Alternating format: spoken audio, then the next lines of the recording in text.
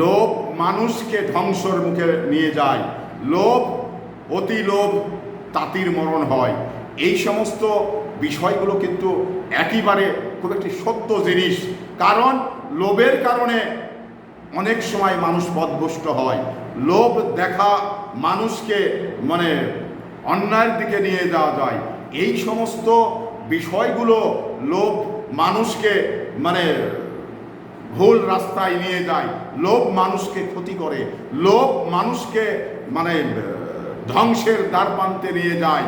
তো এই ধরনের লোভগুলো করার প্রয়োজন আছে বলে আমি মানুষের কাছে মনে করি না। কারণ অতি লোভে তাতির মরণ, এই বিষয়টা বুঝতে হবে। আমরা যদি অনেকেই কেউ বুঝতে না পারি, তাহলে আবারও এই বিষয়টা আমাদের শুনে জেনে বুঝতে হবে যে অতি লোভ করবেন, অতি লোভে তাতির মরণ, অতি চালাকের গলায় দড়ি, এই সমস্ত বিষয়গুলো বুঝতে হবে।